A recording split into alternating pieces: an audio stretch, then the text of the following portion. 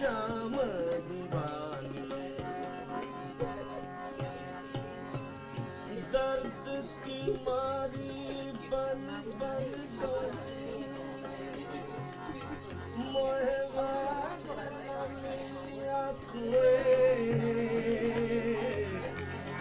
मीरा के प्रभु चैन पड़ेगी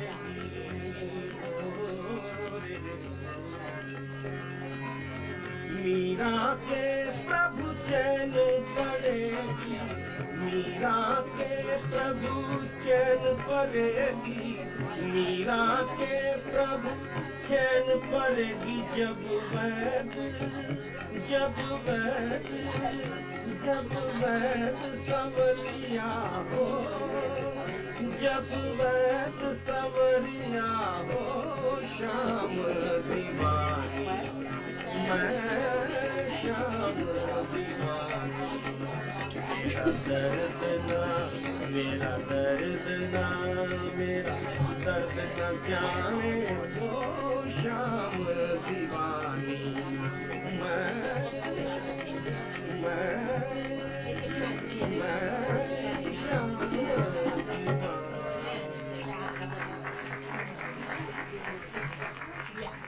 Well, you get two choices, and I pick the choice that's in wrong.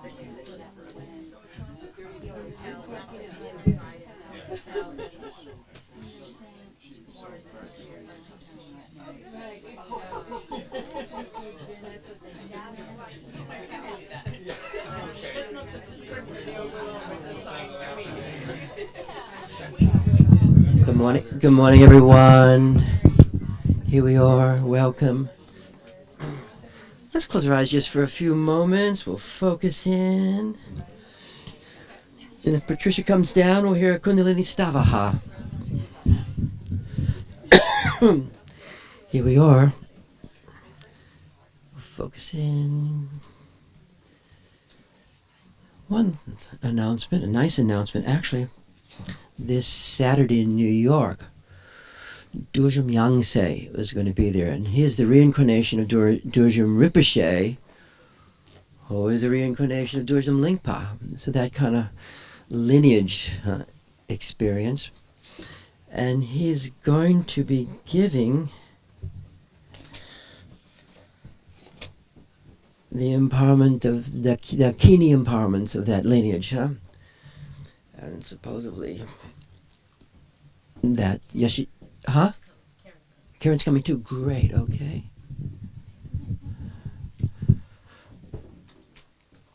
So anyway, on Saturday from 2 to 6, he'll be giving the empowerments of the Troma Nagmo, give the empowerments of the Kurakule, and he'll be giving the empowerment of Yeshitogo. And these are like the three central from the Dakinis of the primordial potentiality, Dakinis of the Sambhogakaya archetypical realm, Kurukule, and the Dakini of this realm, Yeshitogo. It's very powerful. It's really cool. There's always a pound of flesh too, I must tell you. Sometimes it's a pound of money, sometimes to get there, but there's always something. When you're having these events, there's always some little challenge. We're just going to have you guys sing it. Next time we come, we'll start early and we'll just do a special. You can come right up here if you guys want. That'd be great. Thanks. It's at the house. It's Dorjem Rinpoche's house in Chelsea, huh? And if you go online, I think Amy sent an email out to everybody, and it has the address there. And there's no cost to it. You can make an offering, but this is really he's like starting. He's coming out, so to speak. But it's that powerful lineage, and these are really the empowerments or transmissions that help empower the bringing forth and our own capacity, to invoke that dimension within our own self, which we've been focusing on now for a long time, right? The archetypical dimension. And so sure enough, a little synchronicity has it here is this great yogi giving some of these three major empowerments out, okay? And and so if you can, I would go there. Now the following Saturday, same place, think the same time, he's giving the Vajrakalaya empowerment, the Purva, the sword. And it's all symbolizations of energy, the energy that cuts through, dissolves, and metabolizes internal negations as well as circumstantial negations, both. And he'll be giving that empowerment. And and these are all Durjam, Durjam Rinpoche empowerment, the Durjam tradition, huh? And that's what Lama Torchen, Tinley Norbu, and that group has. There's all these, within the traditions you have these lineages from one person to another person, like most of these things go in our life, right? So really, to me, to have these empowerments is always a fantastical experience, and always opens doors that I did not know existed, okay? When you have the real deal, you know? So, now's a very great time to get these empowerments. And they're not often given, really and truly. And then, as you know, a lot of these great masters are dying, huh? You know, they're all, that whole group, group is just, they're dissolving. And then you have this appearance of someone else, huh? Another who coming into this thing. So first we're going to listen to the Kundalini Stavaha. Then in light of that empowerment, I'm going to start today's talk with the implication of the lineage of the Dakini Heart Essence lineage, and I'll do that. And then we'll go into our little topics if we can. So, and then may even do a little bit with the Kurakule. And the Kurakule is the archetypical manifestation of the Dakini, and is the great magnetizer, that energy that magnetizes resonance, that pulls forth both energy and light to oneself. In the very generation of the energy and light, that cycle, that circle is created with the Kurakule. And she's right over there, and she's red. So and the Tromanagma's over here, and then Yeshitoko's over there. And I can't tell you how, for me, it's always very significant to meet these empowerments. Then also, too, I think, we talked last time about when the inauguration, maybe going up to Lama Norla's monastery. I know there'll be a big march, but I think I'm going to go up there. Shania will probably go up there. I think it's a nice, powerful place to be during these events. Okie dokie. Now we're going to hear the Kundalini Stavaha again. And this is a very ancient chant arising out of the Shaivite tantric traditions. And it's a chant that invokes the Kundalini. All this has to do with the power of invocation, not wishing. Can you help me, man? But the power of invocation itself, the capacity to bring forth. And this particular chant is very renowned for the power to bring forth, to deepen, to extend, to expand the self-arising of the light and the energy. And so we're going to hear it sung today for us. Thank you guys so much. And let's lean into them. As we lean into them. Yeah, get the stand. Huh? Can we get the stand? Sure. Yeah, we go. Sure. Let's lean into Patricia here. Let's lean into each other. Because the collective awareness is more powerful than one. Here we go. Thank you guys so much.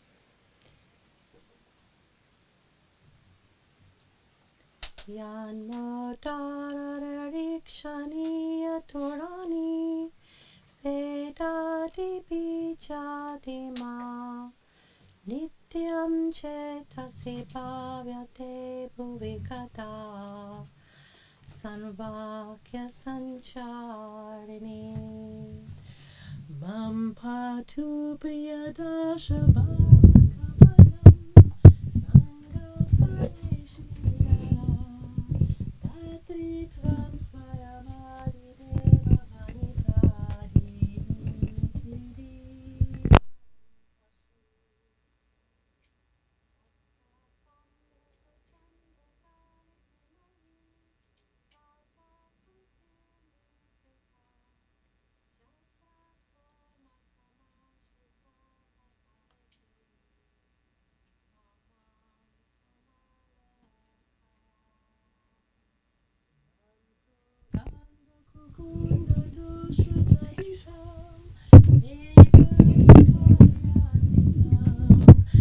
Kalpasvamala Chandra Koti Kiraner Nityam Shariram Kuru Siddharthi Nijadasha Vistalagati Rajiyate Vidyaya Kundaya Kulamarga Muktanagari Maya Kumarga Shriya Yadyevam bhajati prabhata samaye madhyana kale tava nityam yakula kundali japapadam bhojam sasido bhavet Vavakasha Chaturdale Vivimali Panchavalam Mulake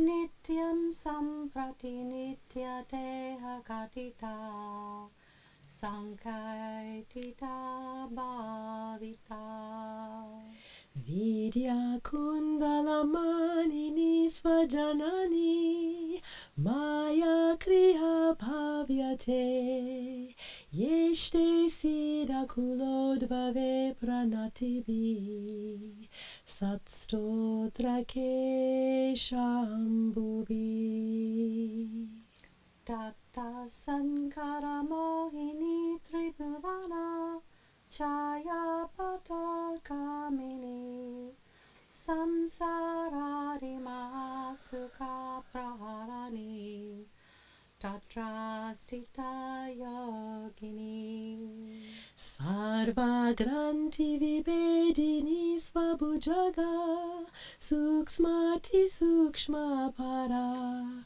Brahmayana Vinodini Kulakuti Vyagatini Bhavyate Vande Shri Kulakundali Trivalabi Sange Svayamba Priyam Pravishtam Baramara Chitta Chapalam Bala Bala Nishkalam Ya Devi Paripati Veda Vadana Sambhavani Tapini Ishtanam Shirasi Svayambhuvanitam Sambhavayami Kriyam Vani Koti Mrutangananda Mandana Nishreni Koti Dvani Prane Sira Sara Simula Kamalo Lase Kapurnanana Ashado Bhava Megaraji Janita Dvantananastayini Mata Saparipatu Sukshma Pataga Mam Yoginam Shankari Tvamashritya Nara Vrajanti Sahasa Vaikunda Kailasayor Anande Kavilasinim Shashisata Nadananan Karanam Mata Shri Kula Kundali Priyakale Kali Kalodipane Tatstanam Paramami Padravanite Mamudharatvam Pashum Kundali Shakti Margasta Stotrastaka Mahafalam Yapate Pratarutaya Sayogi Bhavati Dhruvam Shana Deva Hidapena Kavina Toba Vediha Pavitra Kundali Yogi Brahmalino Bhaven Mahan Iti te Katitanata Kundali Komalam Stavam Etat stotra prasadena devesu Guru Kishpati. Sarva Deva Siddhi Uta Asya Stotra Prasarata Dviparardam Chiranjeevi Brahma Sarva Sureshvaraha Brahma Sarva Sureshvaraha Brahma Sarva Sureshvaraha.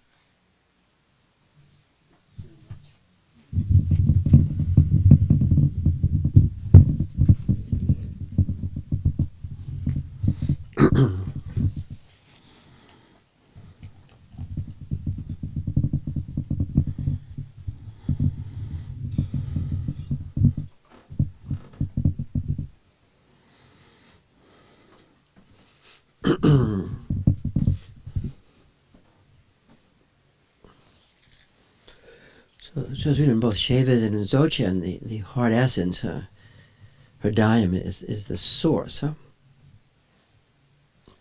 of the primordial awareness. So with that, I'm going to read a little practice, invoking the practice of this, the heart essence path, the Dakini path. Starts this way. Amita Tabla, that's the deity, the archetype of light. Amita Tabla. Immortal, all-pervading Lord of existence and peace, that energy, that luminous energy. Then invoking Avalokiteshvara, the holder of the treasury of compassion, and here compassion is the resonance, the resonance of the light, like the map of Indra. And so as we enter into this awareness, we actually enter into resonance, and within that resonance we experience the non-duality within duality. Then it evokes the lake board and Vajra. It's this metaphor for the primordial guru, the body of emanation. And that primordial guru is at times personified in people, but it is actually the emanation within our own self that comes forth and reveals the light of awareness, the nature of our awareness, the experience of awareness within our own self, as ourself. And it reveals it in a relational manner, through the world itself and all the inhabitants. It says, please, or invoke, confer the blessings and accomplishments. And always there's an emphasis on accomplishment, not just wish. In fact, the Buddha Apashoka is the power of accomplishment. And you really want to take the power of accomplishment on for yourself. The power of accomplishing and completing.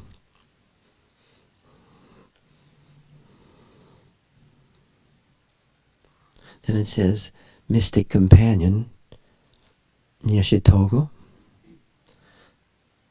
sovereign, the goddess of basic space,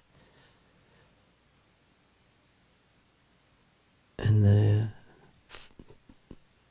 principal Dakini. We're invoking the feminine energy.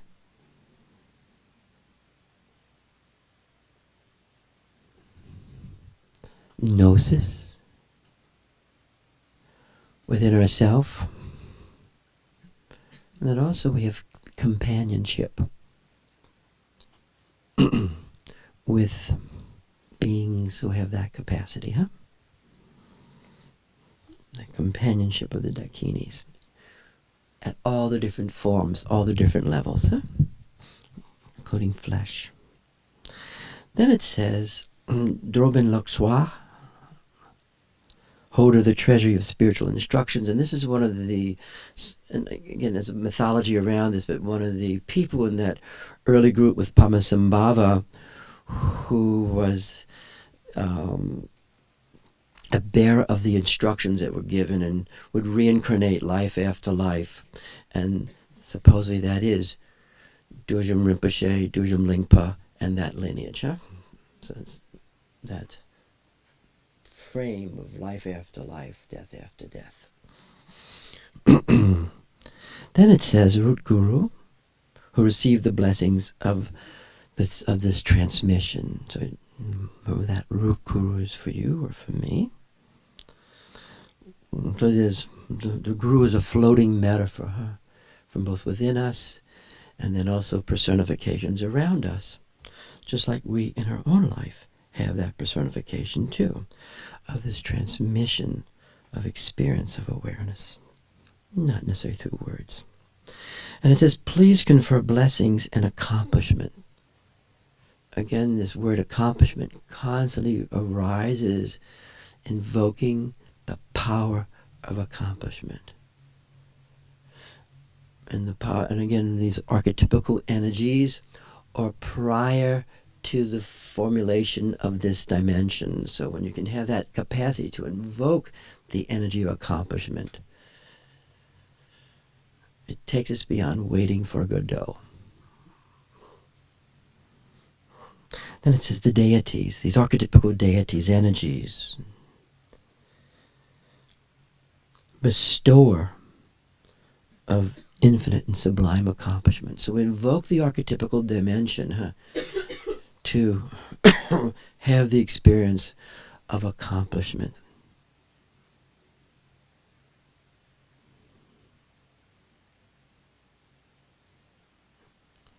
In our undertakings. Actually, in our destiny. Then it says all the assembly of the Dakinis and these dancers,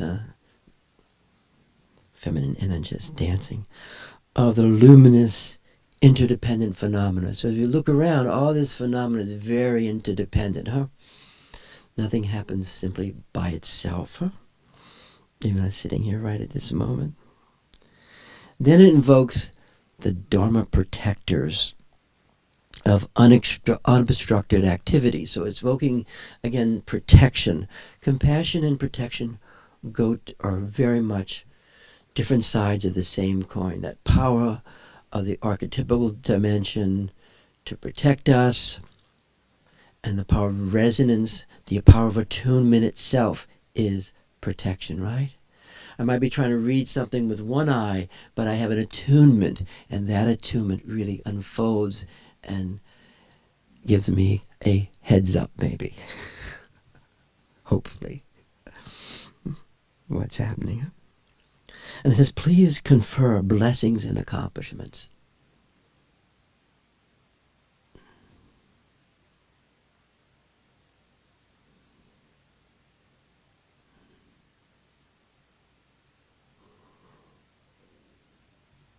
And may the empowerments ripen my awareness and bring it forth more. And may my commitment, my samaya, my unfolding of that intentionality that's not simply mental, that really is love, attunement, resonance, be pure. I mean, pure means really open, just open and attuned. And may I complete this approach, both the approach and accomplishment of this undertaking to become a liberated being. And having magically traversed the paths traveled by the 4 awareness holders, or there's like little phases. And for our purposes here, we can think one phase is like right now we're holding awareness. So you feel yourself actually, you evoked awareness, and you can feel awareness in you. You're holding it. You might even be able to expand it throughout your body a little bit, and you feel that sphere in your body. And then you can move into type 2. And where, as you extend out this awareness, suddenly you're not just holding it, you are in it. It's in front of us right now. You can feel the field in front of you. Oh, it's in back of me. Oh, it's to the, I am in it. I am in this sphere, this energy. And I feel it going further out. It gets beyond an inch, right? It gets out. I can go further. Bigger's better. Oh, so now I'm in it. I do that, hang around that for a certain amount of time. And then I start finding myself becoming it. I'm becoming it. I'm becoming it. Like, to use that word, I'm becoming ground awareness. I feel grounded in this. All this stuff is happening. I'm experiencing it, feeling it, but I am now becoming ground awareness. Holy cow. Moo. So I'm becoming it. Accomplishment. And then hang around a bit longer in a continuous way. Continuity is important, right? Continuity. It's like breathing. Without breathing with continuity, you're up deep shit, right? So the same thing. Continuity of awareness, right? Continuity. And it all gives itself to us. It's not like, oh God, I've earned it. Through the attunement, it gives itself to us in this relational intertwinings. And then, ahama, I am that. I'm it. That's the 4 types of awareness holders. Say yes if that's making sense. Huh? And then it says, may I also experience the wondrous Vajra Queen, the Dakini. So may I experience this Dakini energy in myself. So in this world, the Dakini, that energy, is natural gnosis, and skillful means is the masculine side. Huh? And they relate. So then we breathe for a second. And so now I'm going to read a text of the goddess Kurukule. We don't read her much here. Sometimes on Saturdays we do. But she's really great. And she's also called the essence drop of vitality. Yes. We could use this... the inner Dakini Sadhana. Okay, so I'm going to read her. And first, there's a picture of the seed syllable Hri. You can look at it if you want. Hri. Sometimes he will see these things in dreams. And then, we will then read this. The essence drop of vitality. So you guys lean into me, and I will do a better job. The inner Dakini Sadhana. Namo, I embrace. You hear that word over and go, I'm embracing, I'm embracing. Not I'm believing, but I'm embracing, embodying. In my own pure awareness as the wisdom Dakini, as gnosis. I take refuge beyond coming and going, beyond coming together in separation. That place beyond coming and going is primordial awareness, huh? Unborn, undying, timelessness in time. Right. We can do that. Timelessness in time. The confused mind of unliberated people, they get locked into duality alone, huh? So it's like being in a solipsistic state, huh? Contained.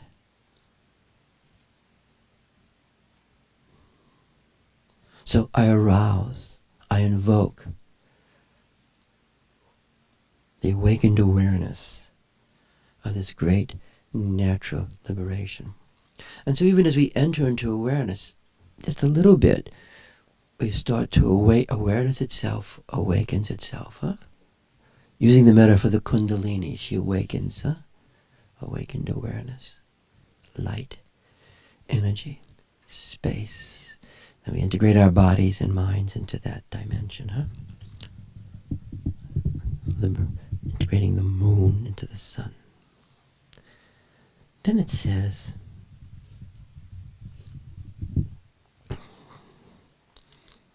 here's the practice of the Kurukule. From my own uncontrived awareness, uncontrived, and its dynamic energy of openness. The dynamic energy of openness is the Kundalini. The dynamic energy of openness is the Kundalini. So this is not simply emptiness without aliveness, without vitality, without manifestation, without radiance. Pure awareness as Hari, that's that mantra, that seed syllable, Hari, H-R-I. Pure awareness as Hari radiates and absorbs light. So the radiance itself, even just a little touch of it, we start to feel the pulsation, the vibration, the radiance. So it radiates out, and then we reabsorb it, huh? That cycle is expressed over and over again.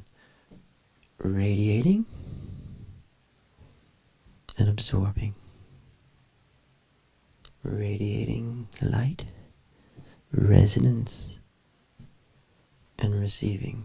That's why as we become practice in the power of extension, it is a mutual state simultaneously of giving and receiving. And so from Hari, I manifest, I come forth as the magnetizing Dakini. You can even practice it right now. Feel yourself extending to your neighbor and pull, tug, a little tug of the energy, tug, opening up openness. Co-emergent process. It's co-emergent. Opening. Opening.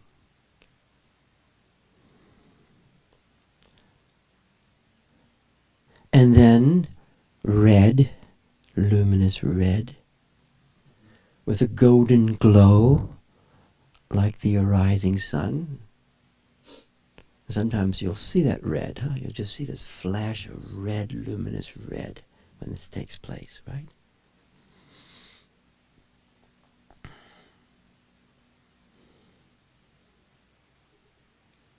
And then, this was the favorite age at those days, 16 years of age, ever youthful. So within us, as we rely and we experience the support of this radiant awareness, arising with that is youthfulness, even as we are decaying with a lot of immediacy. But the state is youthfulness. And the experience of beauty, that's why it's useful not to see this as religion, no offense to religion, but as a practice of aesthetics. Ultimately, all this is an aesthetic experience. Not aesthetic as not eating potato chips, but aesthetics, living in an aesthetic state. You follow what I mean? Yes, aesthetics. And holding, yeah, with passionate experience. So passion is integrated into others. This is not this, not that, neither that either. But it is a passionate, vital aliveness, integrating all the passions into this awareness.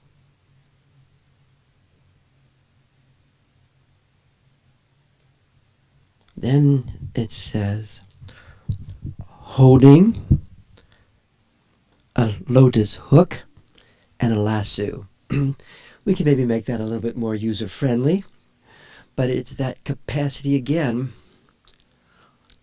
to take, to pull, to bring in energy and light in every situation. Not just in a nice situation like this, little music, Kundalini Stava, but in every situation, this capacity to bring forth the life force, the energy of awareness in every situation. Say yes if that's making sense. So in this way, you can look at karma for this point as a non-causal phenomena, but just expanding repertoire, expanding range. Then it says, naked awareness, naked openness, Dasein, naked openness, and adorned with flowers and jewels. And the upala flower is a symbol of the natural healing ability, just the natural bringing healing light and energy wherever you are. And then dancing on through the lotus of the sun and the moon. The lotus here means, that's why Padmasambhava had this name also, lotus born. It means that you come into this dimension where you're not contained by circumstances. You're in circumstances, you're experiencing circumstances, but neither are you contained by the circumstances or by your mind. You experience self-liberation in whatever circumstances are manifesting, and the corollary, your mind's not going to nuts either. Or your mind might be going nuts, but your awareness is holding it in liberation. The sun and the moon. And we're talking a lot about the sun and the moon, but that will come up on all these texts, the sun and the moonlight. And also in the transmission, the sun is like fire, and the moon who's actually manifesting the light of the sun, but it's soft, maternal, beneficent. Manifests within this vast mass of light the bliss warmth of Chandali. And Chandali sometimes also means the moon in certain traditions, but it's this soft moonlight, like evening moonlight. And so at the heart center, in my heart center, in our heart center, we'll focus there, is this sun disk, the sun, opening up more and more, and the red Hari, seed mantra, Hari. You can feel that mantra. Encircled by the mantra, and it's ablaze with light. And you can be circled by different mantras, but if you want Maharinisa, that's the Dakini mantra of the elements. Ma, space. Ha, water element, white. Ri, earth element, yellow. Ni, red element, fire. Sa, green air. Maharinisa, Siddhi. And it radiates forth, pervading all the countless realms. So the power of our radiance, the energy, begins to permeate realms. The immediate realm of our room, and then continuing, begins to permeate the realm of our relational life, and also beyond this realm into the realm of death, and then into the realm of the archetypes.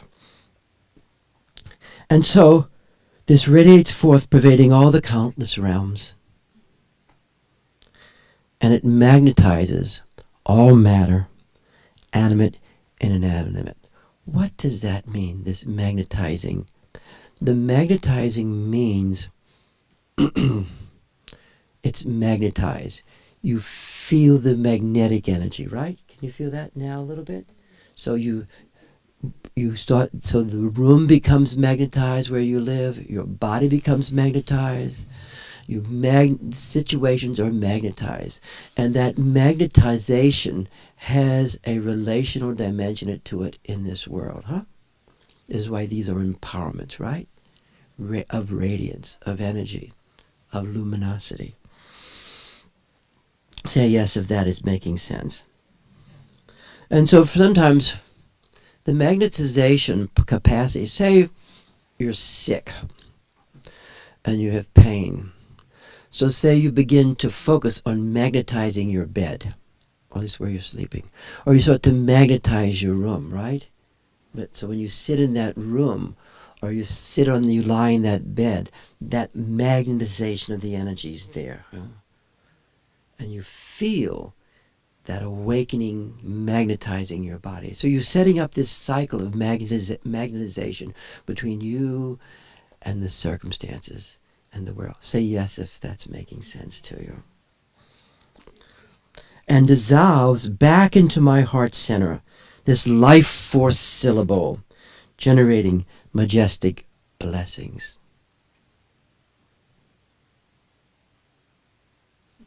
There's a strange thought about half-done compassion.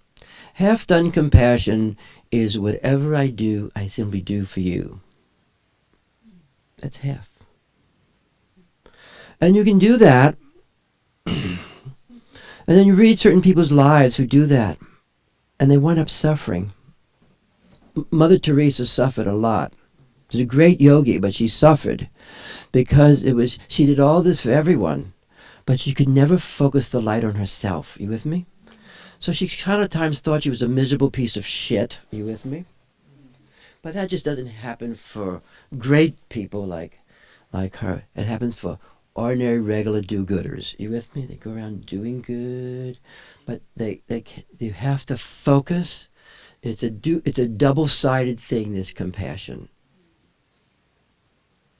And when it's double-sided, you are protected from internalizing everybody's pain and the pain of the world, right? When you have this arising in your own self, for your own self and the light, you're much less susceptible to just having this open state where everyone's pain comes into you. Say yes if you're understanding what I'm saying, okay? Maybe you don't have that. So anyway. So, and dissolves back into my heart center, this life force syllables, generating majestic blessings, changeless, here's the phrase, co-emergent bliss emptiness. So this entire process is co-emergent. It is relational from the very beginningless beginning. So the mastery of natural liberation is attained, accomplished. Say yes. Then the mantra Om Kurukule He Soha. Om Kurukule He Soha. So it says, reciting this, remain settled in this expanse of primordial purity. And purity merely means here pure openness, huh? Without wavering from awareness and the indwelling confidence of this experience. Confidere. And po, and you're in the posture of this fundamental nature, and you experience the stability in this natural liberation, which you experience beyond conceptualization. So it's not a belief, it's not hope or hope.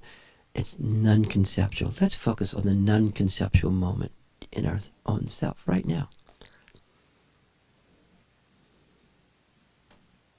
My mind can be twining along, but I can experience the non-conceptual thought-free dimension. Thought-free doesn't mean my mind's always asleep. I couldn't be blabbing right now, right? But I have that dimension of thought-freeness open, non-conceptual dimension. And then it says, you will gain mastery over phenomena of existingness and peace. So mastery is a real word here.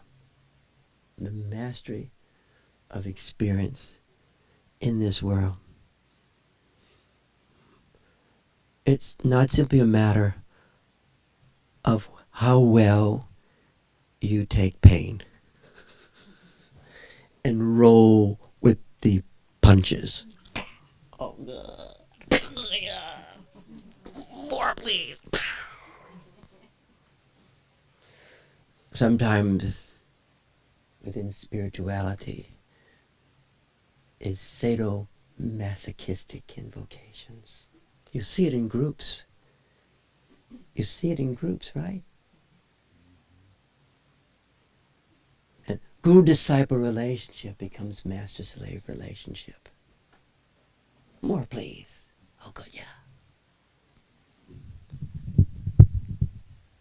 Emaho.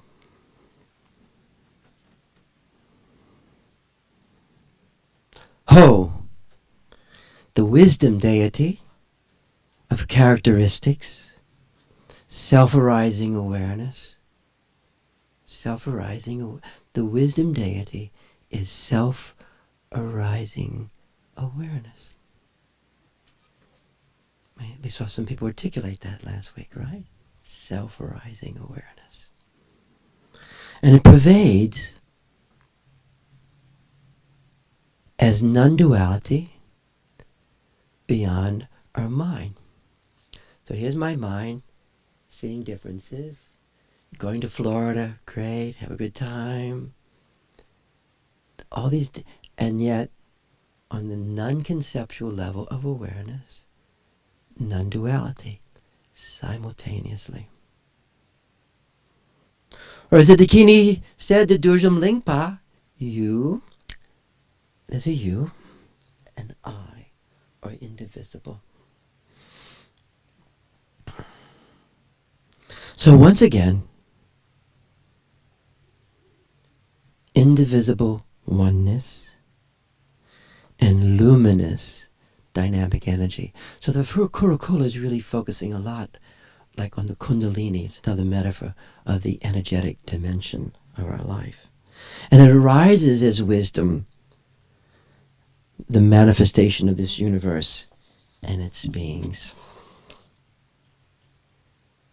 So, Ho, all virtues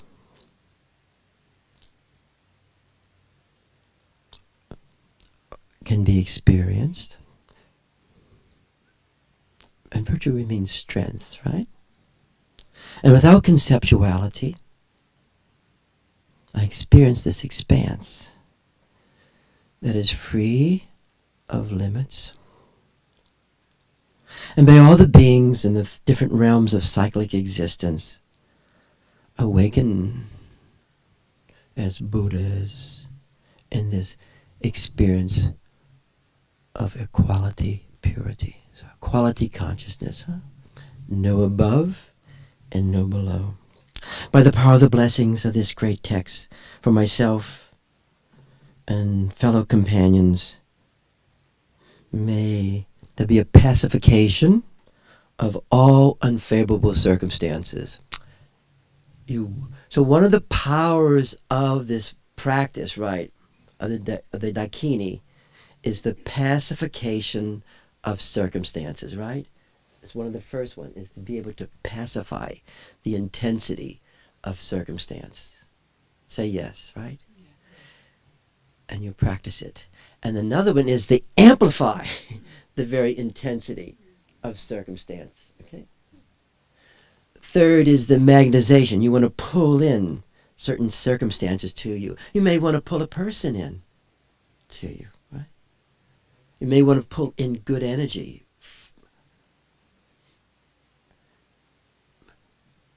Pacification, amplification,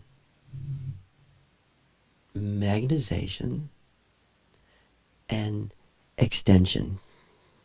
The capacity to extend this light into everyone and anything. So, pretty cool practice, I think. Let's sit for a few moments. Yes?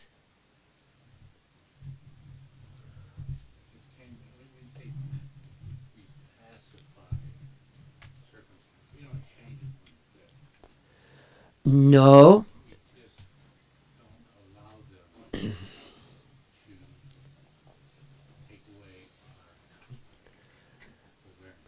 You're free to think about it that way. This goes beyond that. This goes to actually influence the world.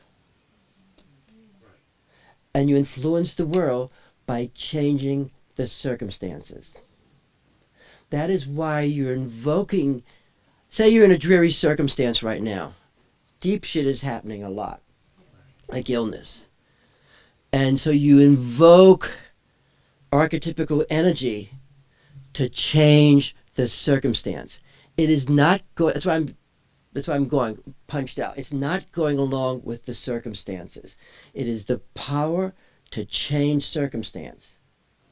Certain forms of Buddhism don't have this. The more you go up the food chain, you with me? The more action. That's why knowledge is action. Knowledge is action. And you want to have the power to change circumstances for yourself and others. I'm not just wishing you well or wishing myself well. That's why protection is action to change circumstances for yourself and other people. That's why invoking the protectors is to embody protection for yourself and others. There's a certain passivism and certain forms of spirituality that you're just detached and nothing happens to you because you're detached. You can take that path, but in the path from the Gaudaba Tantra on, you want the power, what's called magic, the magical power of the Vajrayana to change circumstances. Yeah, well, in the way I see that is that when I can hold the awareness of this horrific stuff that's happening to me, that light then changes. See this dagger, the purva? Yeah. It's a symbol of cutting through circumstances. That the energy comes out of the invocation from timeless awareness into situations to change circumstances. Right. To transform within yourself and other people. There's a passivity. You don't think about what you want to change. Yes. Excuse me, I'm just going to throw it out here. The blot is not a blot, no.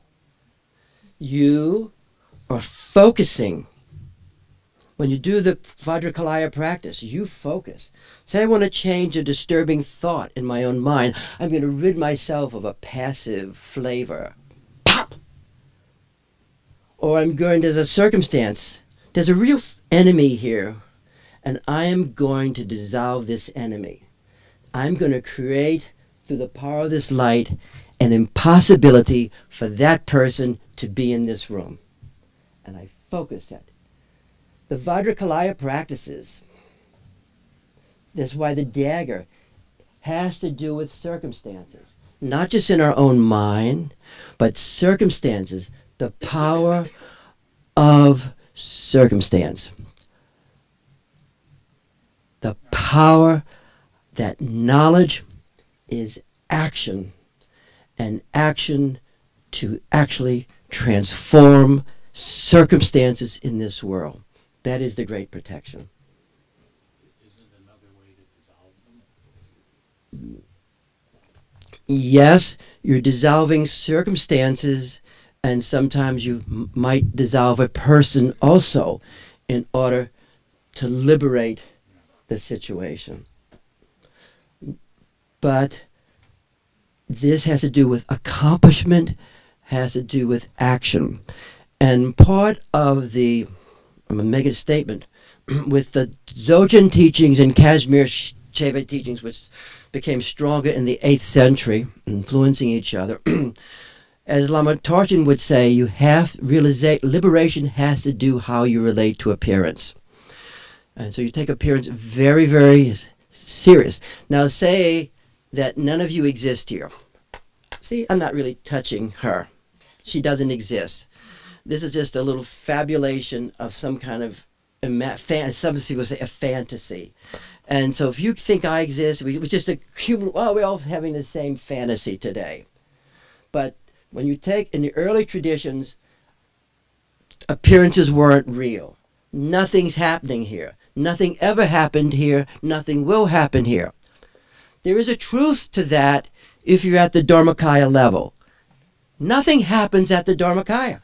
There's nobody home. No one there. Pure potentiality.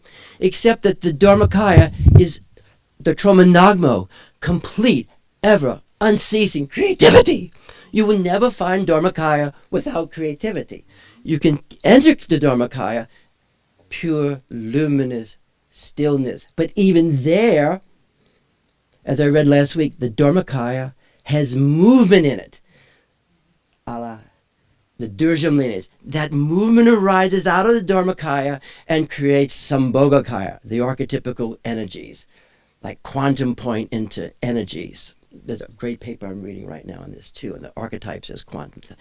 And then those archetypal energies, elements create us here and now with your red sweater and your black thing there. And here we are in this realm of circumstances, and it's actuality. It is actuality. Are we liberated? Yes, in a way you are liberated, but liberation without experiencing liberation doesn't exist. You have to experience it. So we're both. We're simultaneously both, but actually without experience. That's why this is an experiential process. And the same thing with protection. And often you hear these talks on compassion, and you're wishing people well, but the whole issue of action and stepping into situations and transforming them is beside the point, because it's not real. When you think the world is not real, I think that is an anti-human posture that is not useful for human beings, because they sit in passivity and all kind of shit happens. It's not Dharma. Yes, please. Well, this is reminding me of, this Dakota Standing Rock experience where these great spiritual leaders of the Native American tradition stood in this exact thing in my mind as you're describing it, with a deep spiritual alignment and an intention to send it out to influence. And my exposure to it, they've never, the deepest spiritual element never wavered in them. It was never. Did they buy guns? No.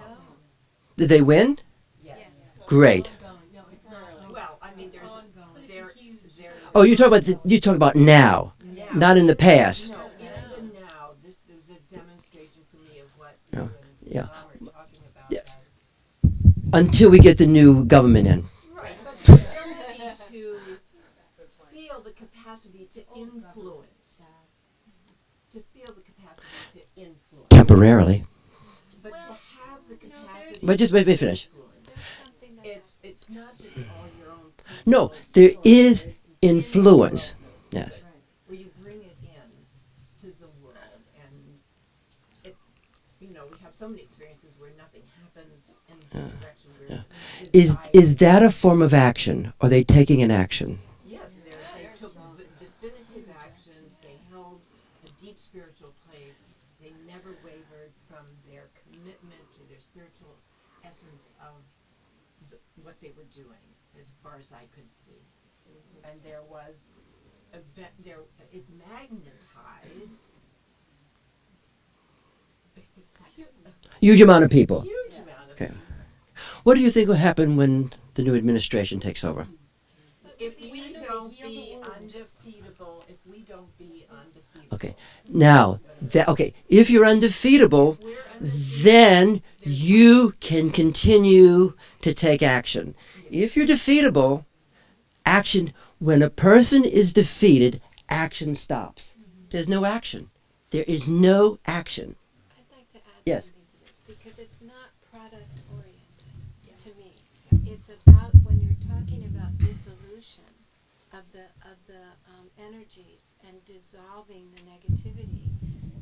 There's so much negativity that has been dissolved in this particular Yes. situation. It's such an example of standing and magnetizing the energy has brought huge amounts of underlying negativity to the table to be dissolved, and so much forgiveness has come between peoples, and so much clarity has come amongst the tribes themselves who have been at war Yes, with each other.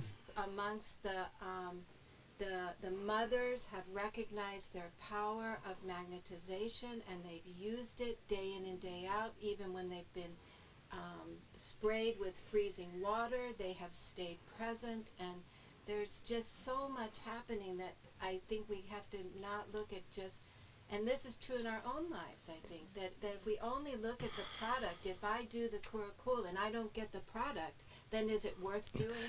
I don't think It's absolutely worth doing, Yes. but there is a balance about what's actually happening in the circumstances. Yeah. And there's being undefeatable, Yeah. there's invoking the energy, but actually, you do wish and intend something to happen in the circumstances. Absolutely. Oh, absolutely. Yes. And there's huge intention in this circumstance, in these people. There's huge Interesting intention. why this topic turned to passivity. I have no way to even think of passivity when I'm talking about it. I think it's more wisdom that I act in a wise way rather than I can act Yeah. in a way where I want to get rid of somebody or call them, Yeah. and then Yes. I then become what he or she is. When you act with wisdom, you act with compassion. Right. And compassion has two sides to it. One is beneficence, the light of the moon, and the other is a destructive component. And it actually destroys situations and destroys circumstances. And it actually does destroy people. It actually does. There's a destructive component. And when to act beneficently and when to have that destructive component activated is really wisdom. There is a tendency at times for spiritual people not necessarily to take action in a way that they protect themselves at the necessity of destroying other situations or people. Wrathful action. And unless you enter the wrathful realm and know that realm, the wrathful realm is a relatively a realm that started taking place in the 4th and 5th centuries, where people began to realize that there is a need to influence what's happening around us. But this is up to you. And you do, no matter what. Pause for a minute. What happened to Tibet?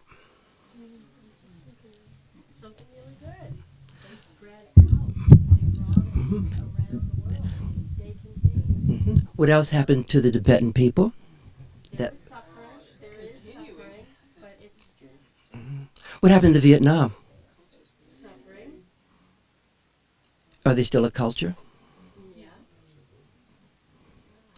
Do you think all things happen for good purpose? Eventually, yes. Yes, absolutely. Absolutely. I don't think there's any other way you can see it. You can think that way. Absolutely. I think terrible, terrible things happen to people. They do, but for what? And terrible things happen to people because wisdom action was not taken. And people have a fantasy. As Duj Rinpoche says in the chant, the Nundro, rather than praying and begging for help, take the light in your own hands. But this is a very personal decision. It's very personal. Perhaps it's the most personal decision you'll make. And as a warrior path with the Vajrayana is,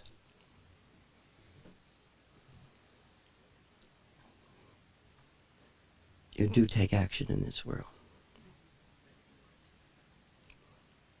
You take action ultimately because you want to. You choose to. Because you keep reaching into timeless awareness to bring timeless awareness into time. And then, like Blanche Dubois, you do not live on the kindness of strangers. Excuse me. Like Blanche Dubois, you do not live upon the kindness of strangers. I love our discussion today. So, what about the man with the machine gun at the pizza place that by politicians closed? I'm glad there was an officer there, a person who took action and took his toy away from him. But you can imagine what must have happened in that man's background, that the idea of pedophilia drove him up here, right? So you can imagine where he's coming from. He saw himself as a protector. He saw himself as a protector. Yes. Through it himself, Yeah. he's taking out. This, one of the great books in the world for me is the Bhagavad Gita. How many have read the Bhagavad Gita? The Bhagavad Gita is an amazing text. The Bhagavad Gita is on this topic. It's right on this topic. And there's Arjuna. What's the other guy's name? And Krishna. They're in the chariot. They're going. It's a civil war between families, and they are going to fight to the death. You with me? And they're going out there, and Arjuna says, "Wait a minute. I'm not taking out Uncle so-and-so. I'm not going to do this." And Krishna says, "Arjuna, there's Dharma here. You have to do the Dharma.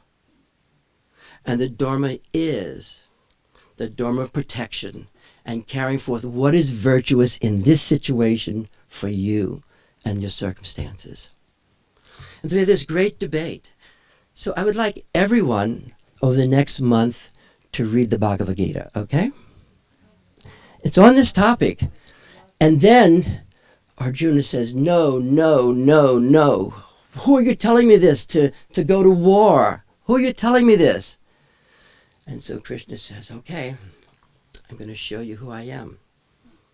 Chapter, I think it's 11. Because Arjuna would not budge. He was the leader.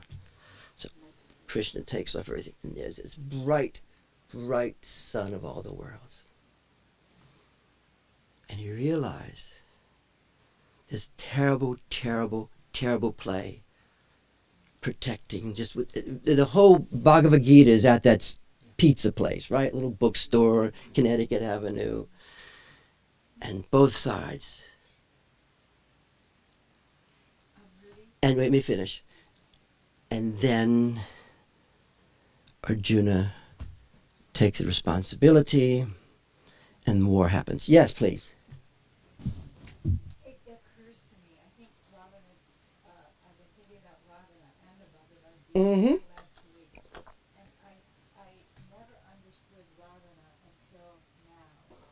And with all the fake news that has to do with the pizza place, I understand Ravana, the demon, the 10-headed demon. Yes.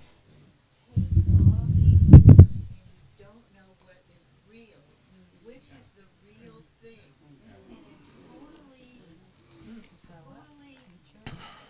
it totally distorts the mirror of anything you ever thought was real. And I finally understand the demon. Is demons in this world? Yes. Demonic. It's in us. And how to understand it, right? Can you understand it from mind alone?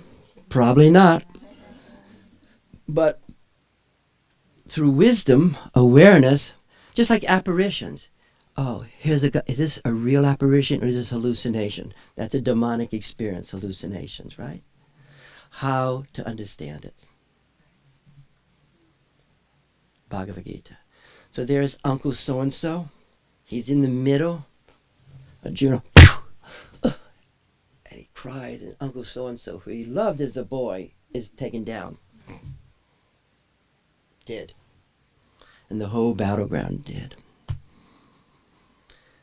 And then eventually they all were killed, except for Yudhishthira, who was a very just person, and his dog. So they keep climbing into the mountain, and they go into heaven, the realm, the sacred realm, alive.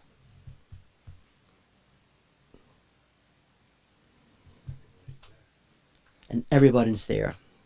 Here we are again. Ready for another manifestation. Yes? I started reading the Iliad because I know it starts with rage and War? war, and I just wanted, people were giving me all these really sappy books on grief to read, and so I just wanted something, where I could just Gooey? feel all this stuff.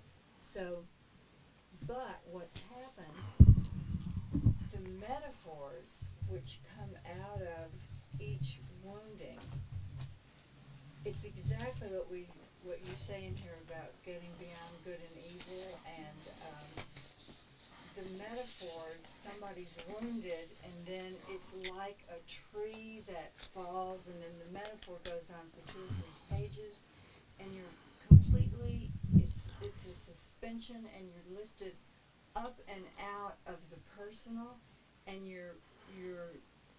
it's completely transcendent, and then that goes through the whole Yes. book. Let me say this to you. Part of the reasons why we have a mind and awareness, the mind is to see the difference, okay? And to see the difference in circumstances. You may be an enemy of mine, okay? And at the same time, we're in the battlefield. I'm being told that I have to carry out my duty.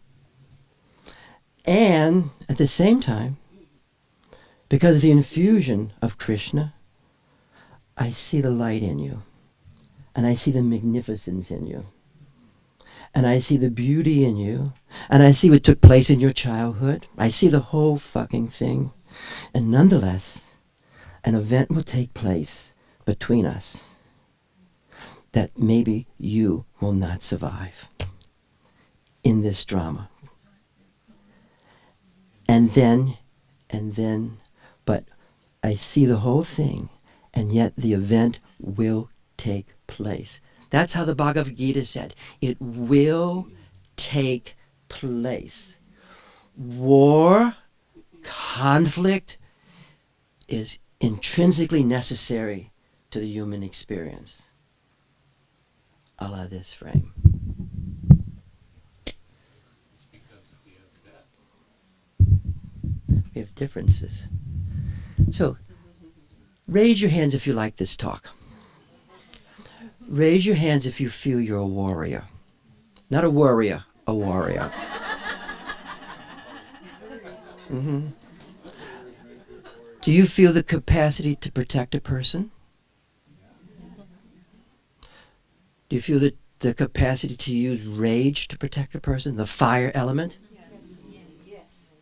To protect those who you love?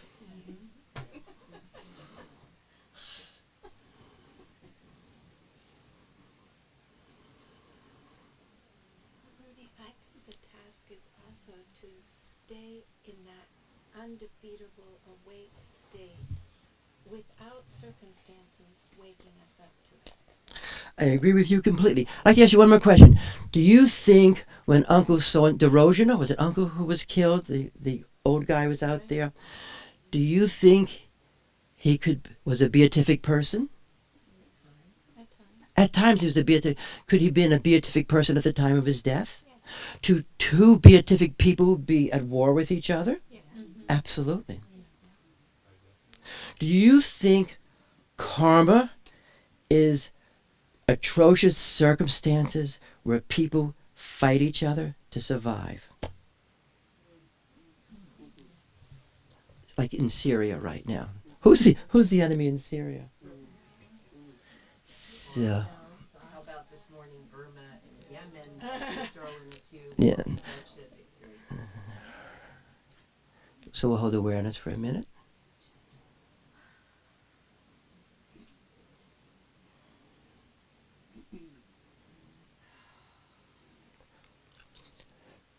Question, do you think the world's actual? I'm just curious what you think. Do you think it's actual? Or do you think it's simply an illusion? Makes me no difference what you think. You know, I really don't care. I know what I think. Do you think it's all divine? I do. And it is all divinity manifesting itself as that boy who is taking a gun to shoot up the place. It's all divinity. It's all the light forming itself, just like we're being formed. This little talk is being formed, Tom. It's all being manifested as divinity, right here and now. All the difference in opinions, all manifesting. Divinity manifests everything and anything, has different outfits on, different opinions. It's all divinity. Do you think that, Fran? Yes. I just this again because I'm absorbing the Iliad right now. It's all aesthetic. It's all aesthetic. It's all aesthetic. Something horrific happens in the personal realm, and something aesthetic and beautiful comes out of it that completely transcends it. Yes. It comes out of something real. One more question. Is terror and the horrible aesthetic? Yes. Absolutely. Is the terrible and the horrible aesthetic? Yes. What's it like to that's okay, hon. What's it like to experience the horrible as aesthetic also, as aesthetic? Aesthetic. It can be completely blissful in the most painful way. It can be. What's it like for you to know that when you touch that? This is what gives me this undefeated stance that I can, I can if I have this approach, if I'm in the field with this. Have any of you guys read Dzogchen Lingpa's biography yet? Which I've asked many times. Yeah, he's coming this Saturday at. He'll be there. Oh, you mean in New York City? Yeah, he'll be there. Yeah. Let's go around and see where everybody's at. We're just going to make a brief statement. Yes, you want a brief statement? Dan's trying to, but he has to type it. That's okay. That's okay. We're having technical difficulties again. Yeah, just don't worry about it. He can type it. Yes, please. I had difficulty with the statement and the reality of war, horrific acts. I'm assuming genocide is necessary. Say what? What's that? Is necessary. Genocide. Question. Do you think genocide is necessary, or is in fact it's a fact? Do you think it's necessary? There's a big difference.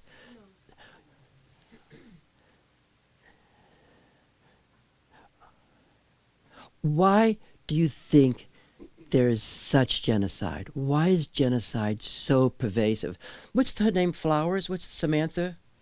Has a fantastic book. What's the name of that book? Power. It is a most amazing book. And it's on genocide in the 20th century and America's participation in genocide from the president on down. You with me? It's called, it's a great title. Do you think genocide is, why genocide? Why so much genocide? Year after year. It's always happening. This attempt to massively destroy. Wrathful conflict. The wrathful gone.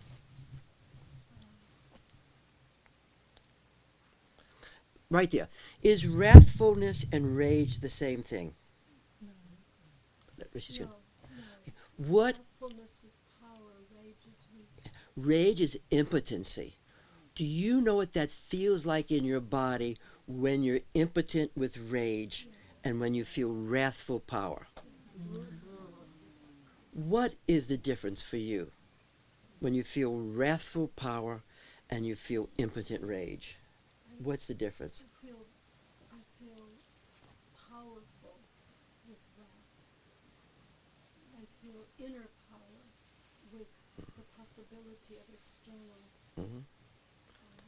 Do you feel when you're wrathful, do you also feel mercy simultaneously?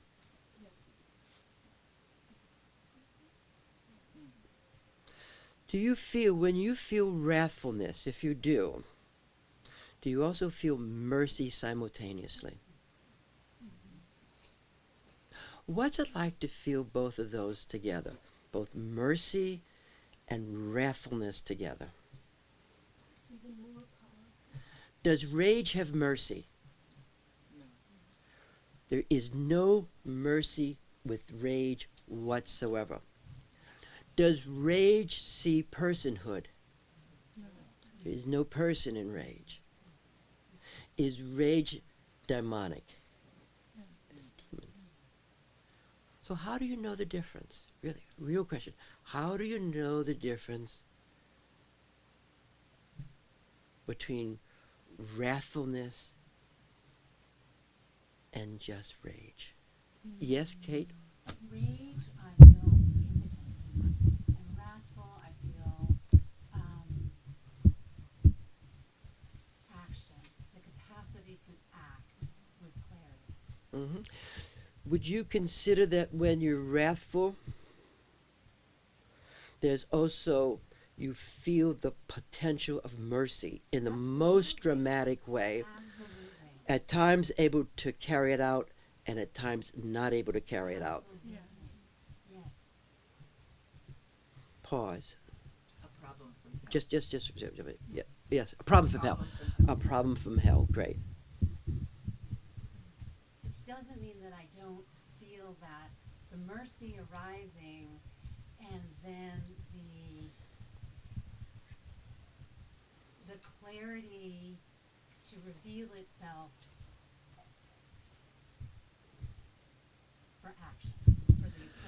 The phrase blind with rage Blind with rage. is a the act. truly phenomenological experience. Most rage states are blind, completely blind, and they're discharging. We're going back to discharging again. That discharge, that primitive primal discharge, because the Kundalini has not had a chance to do her work. What the Kundalini does with instinctive rage, it uses it. That's why at times when you have the awakening of the Kundalini, you can go batshit with rage. It just opens up. And also sexuality, they both open up. The Freudian centers are really there. Okay. Then what happens with that? As the light starts to permeate your body and starts to transform the circumstances of our embodiment. There's a transformation of the circumstances. What happens to these primitive moments as animals? That is because we are animals. And as this is being transformed into luminosity, what happens to discharge? What happens, hon? It starts becoming power. It starts becoming resonance. And it starts becoming action from awareness. And as it develops further, it's from timeless awareness coming into time. And you're reading the circumstances with your embodiment. That's why Avalokiteshvara has all those eyes there. Is this making some sense? Yes. What happens if you have no wrath? If there's no wrath around you, within you, what happens?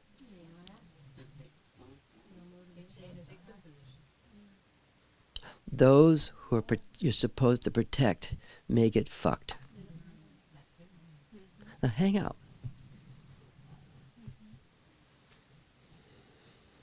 It goes with being undefeated. Let's go around and see where everybody's at right now. Where are you at, Heidi?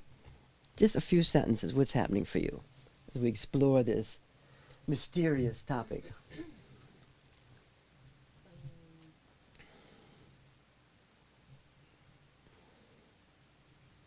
So, growing up in a country that actually has experienced war twice, and my father was in war. In war? I came out with a PTSD. Yep. I find, I have a little, it's kind of too close and too personal at some levels to kind of,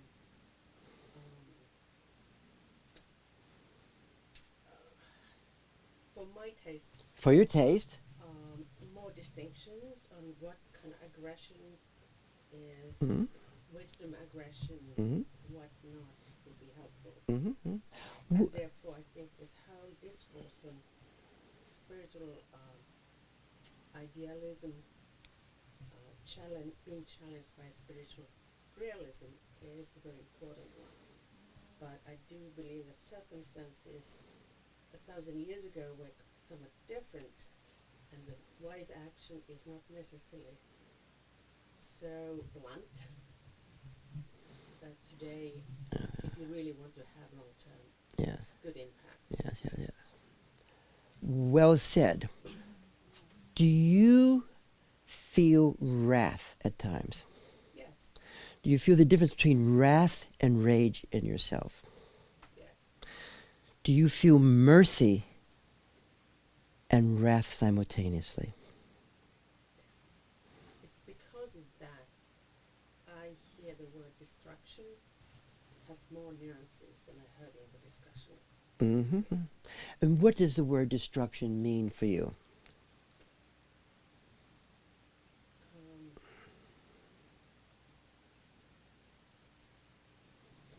I think that is the real question, because knowing what's the goal then influences the action. It's just not like knee-jerk Yes. reaction that I'm just destroying Yeah. this person. It's actually Yes. what actually makes sense Yes, in these Do you- circumstances without being Yes. Does it come sense from your mind alone, or because actually you are in awareness in a timeless way? I'm asking you to go beyond your mind at this moment. If you stay in your mind, or if we stay in our mind, we'll be caught in that battle between spiritual idealism and spiritual realism. The actual timeless awareness takes us beyond realism and idealism. Yeah, I think understanding and experiencing the non-duality even between destruction and non-destruction is when we can act skillfully. Great. Say that again. Understanding the non-duality between destruction and non-destruction gives us the ability to act Okay. skillfully. Yeah. What does that what is that experience like for you, to experience the non-duality between destruction and non-destruction? That's not an easy question, but just as you focus on that, notice what takes place within inside you.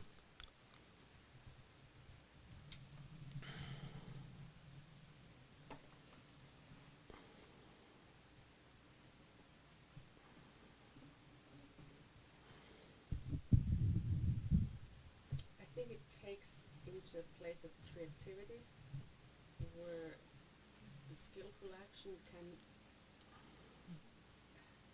it comes from the moment, and for it to be transformative, it can even be paradoxical.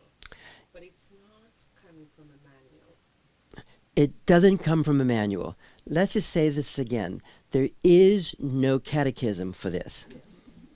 What's it like that this is not manual knowledge or instructions? That's the challenge, because it doesn't lend itself for kind of social media soundbite type of stuff. Right, okay.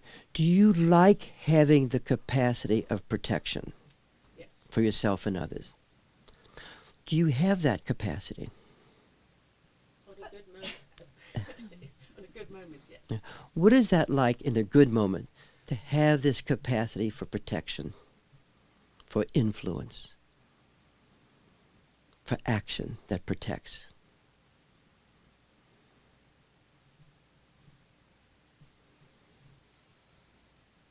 It kind of allows me to take action as part of the situation, but at the same time, I'm going beyond the situation. Now, how do you go? You're in the situation and you're going beyond the situation simultaneously. What does that mean? You're in the situation and beyond the situation simultaneously. What does that mean? This is very useful.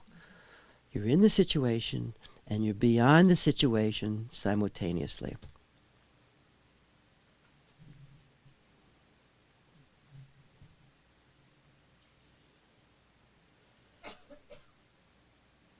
What's it like to be in the great expanse and in the situation simultaneously?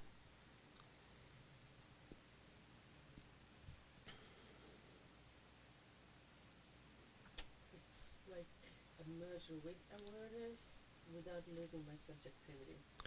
It's like emerging within awareness without losing my subjectivity Because that gives me the power action. or the subjectivity of the other. Yeah. As you say that, what happens in your body at this moment? I feel very centered and embodied. Hmm. Are you accessing that timeless awareness now, or that expanse as we're sitting here? Are you accessing that somewhat as we're talking?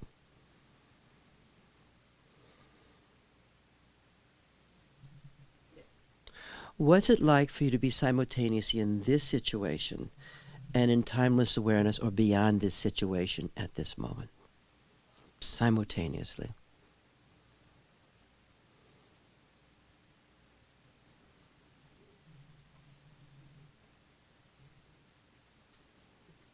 it's the experience of the transitional space that holds the creativity.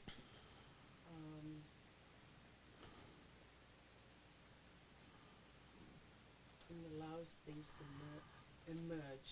From I within. I hear you telling us that wisdom is actually being beyond the situation and in the situation simultaneously. Yes, possible. And it's being in the great expanse and in the little moment simultaneously. What's it like to know that, to have that understanding for our most ordinary life?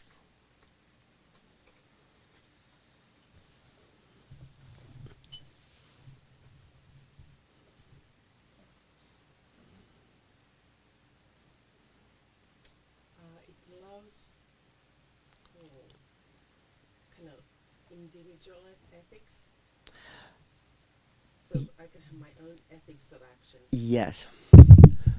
What's it like that everyone can have their own individualized ethics of action?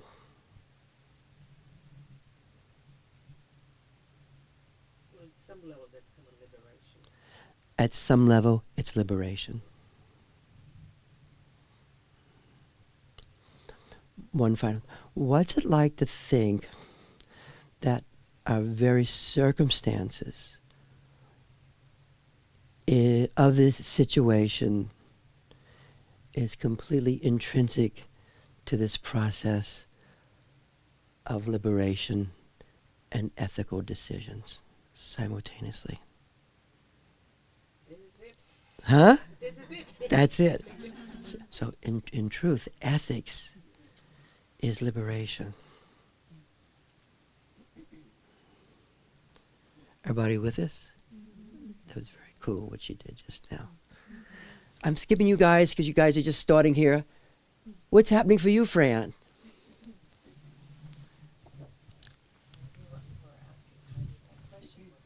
What came for you? What came for me was that when I'm able to act with, no, I forget the words you used, but What words would you use? well, acting with wrathful anger. So sometimes there's that wrathfulness. You have that capacity, right? Yes, Do you know the difference between that and rage? yes, I do. What is the difference for you? Because this is how we all learn. When I'm in a rage, I have one thing in my mind, and I know I'm right, and I'm willing to like kill anybody that gets in my way. And I don't see other people as people. Okay. I just see them as obstacles. There are obstacles. So rage is primarily a function of being in mind alone. Yes. And what's the other one? There's a wrathful moment, a warrior moment. I am able to still see a person as a person. What that's like for you when you can see another person as a person and there's a conflict. I'm, as I said, I stay in my body. You stay in your you stay embodied. I stay in my body. I'm not, my objective isn't to like murder the other person or Kill them. smite the other person. But, and I also have, I'm less attached to the outcome. Like, I don't have to get my own way. I just need to say or do what I need to say or do. It sounds like you're doing a dormic act. You're having to do what needs to be done. What's it like to feel that dimension, that you have a sense of what does the situation require? Do you have? Well, it's like what Chris was saying. There's something that is completely in this world. I'm in my body, but there's something transcendent about it. It's that feeling of connection. It's very centering and freeing. Connected to who or what? Like just these other dimensions. It's like I'm who I'm supposed to be. Yes. Are you connected to that dimension in the person who you're having the conflict with? I am, even if the other person's not. Yeah. What's that like to have that experience of being connected to that other dimension in the person who you're having the conflict with? That you actually can have that connection and still have wrathful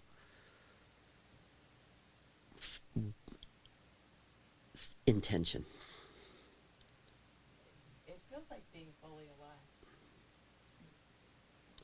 Do you think this is a cost of being fully alive? What is it? What you're describing, that's just part of the power of being fully alive, just what you're describing? Yeah. Mm. Like the price of admission. Like the price of admission to be alive, yeah. Are you depressed at that moment? No, but You could be sad, though. I could be sad, I could be angry, but I'm not depressed. But in my ordinary life, I often feel like I'm impotent and then I feel depressed. Yes. I'm like stuck in this me versus Them. my interest versus another person's interest. That's a hell realm. Yeah. What's it like to be thinking what's coming out of the discussion is that ethics, true ethos, through ethics and self-liberation is a simultaneous experience. Liberation through ethical action. What's it like just to think that way? Oh, it's thrilling. Huh? It's thrilling for me to think that way. Like when you said that, I just felt this surge of happiness, joy. Does it feel congruent with you? With That liberation and ethics are simultaneous. That's a simultaneous action. they didn't ever really think about it anyway, structuring it, but yeah, that's the thing. When Heidi said ethics, this is not a manual, she's talking about ethics as principles. That's always manualized, right? Yeah, right. But there's this immediate of the situation. Let's see if on the other side. Marla, how are you doing? Doing well. What are you experiencing out of this discussion this morning? Well, I feel like it was made for me. C'est moi. This, well, tell us about it. Well, I've been, I think these places that we're talking about that require that ethical discrimination are, like, I can get into an obsessive spin about them, where I don't know, is it this, should I stay or should I go? That song. Or it can go to another place, which is what I hear us describing. How is it for you? So where you're at with this non-obsessional ethics, and that there's another place that you are accessing as you make liberating decisions in your life. Well, as you're speaking, I can feel my heart beating. And often those decisions require like an act of separation From what? from this illusion of what, well, let me think about how I say it. Well, I sometimes have to face my fear of, I guess, aloneness. Aloneness. So what's it like to know that aloneness is completely intrinsic to ethical decisions, to liberating ethical decisions? It's so alone. It's a differentiating mood. You mean it's not a group consciousness? It is never group consciousness. That's why group consciousness, if we enter group consciousness, we can lose individual. We can actually lose ethics, the ethical moment. Do you like thinking this way? Too. And it's challenging. How is it challenging for you? Well, I'm a little embarrassed to say this, but I have a great deal of fear of aloneness, so I have to. Okay. Now this is a question. Do you have psychological aloneness, or this is a big word, or ontological aloneness? You have both. Okay. Most of us do. It's pervasive. Knows no boundaries. Now. Okay. Now hang out. I remember calling you once when Josh was about to go to kindergarten, Mm-hmm. and you were on the phone with me. I don't know if you remember this. I don't. I remember it. And I was so in that void. That void. And now I think, oh God, that was just the beginning.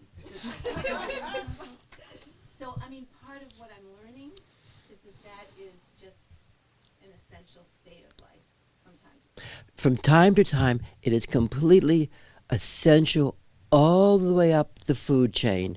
It keeps reappearing over and over again. I personally cannot have liberation unless I'm willing to experience that. Yes. Say that again for all of us.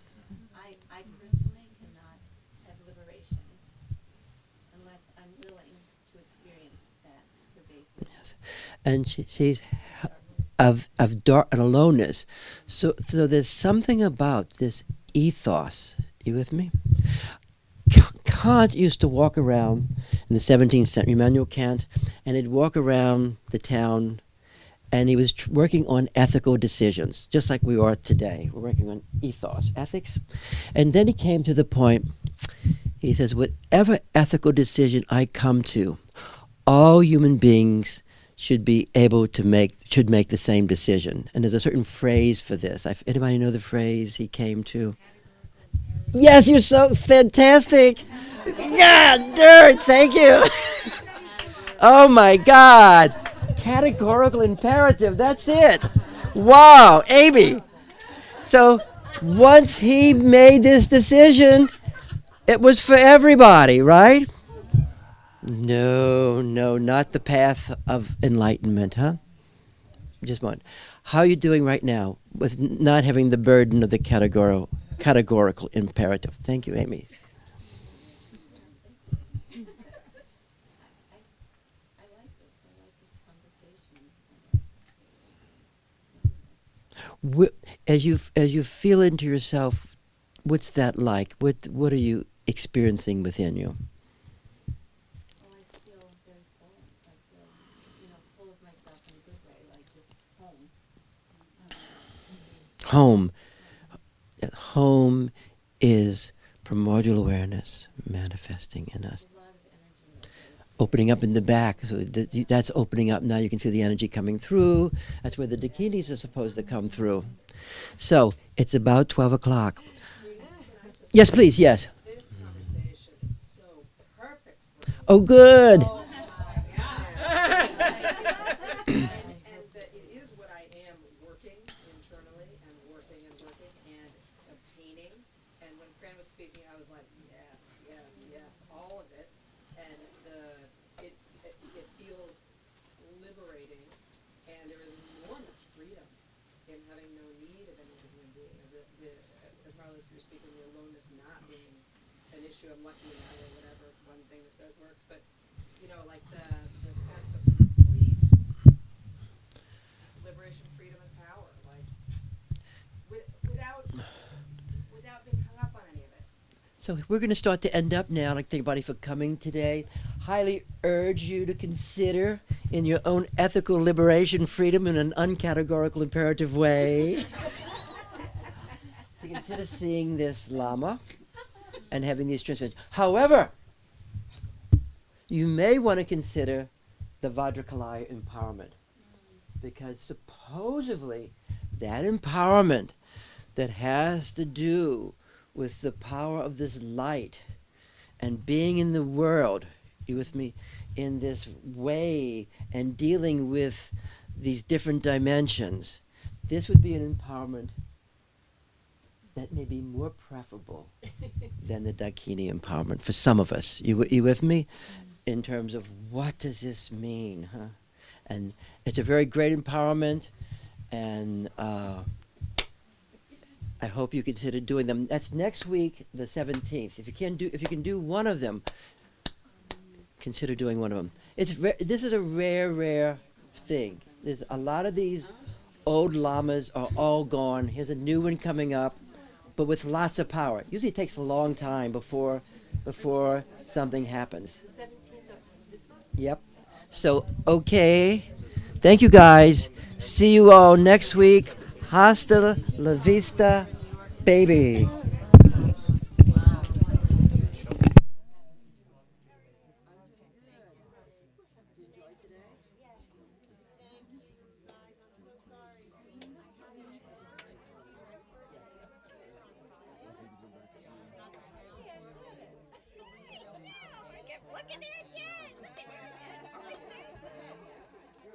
He was so wrapped up in his thing, there wasn't much room for it, but you said it.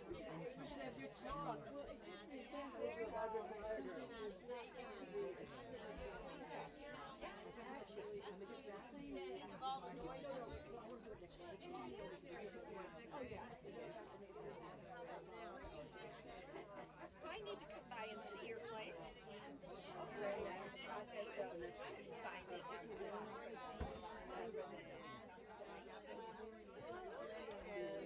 Marla was saying that she could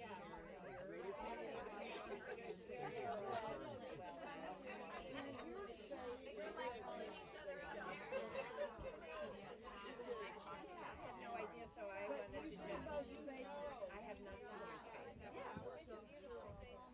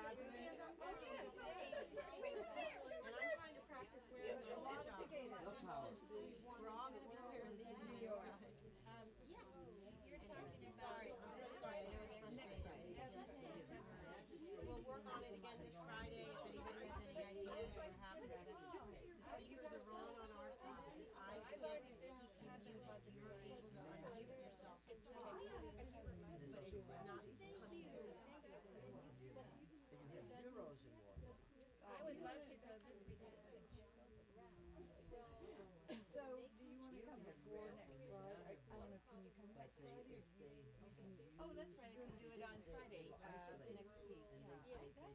Unless you want to see it beforehand.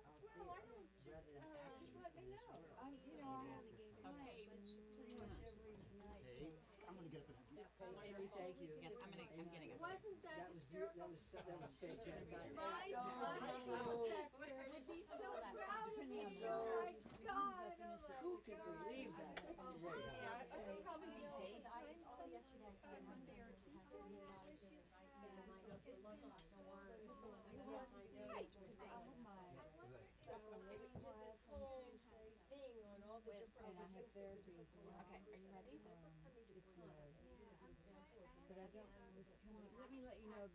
Yeah, I just have to look, and then I'm going to be out of town. I mean, so if we can fit it in,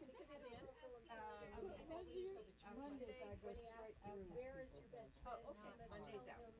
That is Tuesday is a possibility. That is exactly Tuesday. Otherwise, it'd be coming right all the time. Okay. When they think that's how ethics is. I have to turn my machine off just for a second. Let me just get one second. Oh, they caught us saying that. That's fine. We won't offend them. You guys had a good time today? It's going viral. It's going viral. It's going viral.